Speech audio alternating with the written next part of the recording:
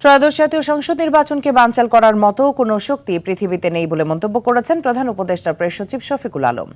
সকালে শরীয়তপুরের নড়িয়ায় সুরেশ্বর দরবার শরীফ জিয়ারত শেষে সাংবাদিকদের প্রশ্নের জবাবে এ কথা বলেন তিনি। এ সময় তিনি আরও বলেন, দেশের মানুষ নির্বাচনের জন্য অধীর আগ্রহে আছেন। যারা আইন হাতে তুলে নেওয়ার চেষ্টা করবে এবং আইন শৃঙ্খলা অবনতি করার চেষ্টা করবে তাদের কঠোর হাতে দমন করা হবে। এছাড়া যারা অনৈতিক দাবি নিয়ে নির্বাচন বানচাল করার চেষ্টা করবে তাদেরকে সরকার কঠোর হাতে দমন করবে বলেও জানান তিনি। স্থানীয় প্রশাসনের কর্মকর্তারা এ সময় উপস্থিত ছিলেন।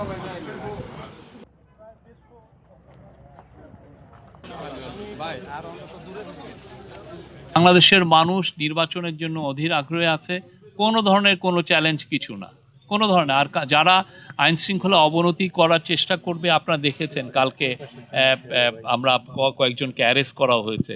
যারা এটা করবেন, যারা আইন হাতে তুলে নেওয়ার চেষ্টা করবেন, কঠোর হাতে দমন করা হবে। ইনশাল্লাহ পৃথিবীর কোনো শক্তি নাই এই নির্বাচনকে ডিসরাপ্ট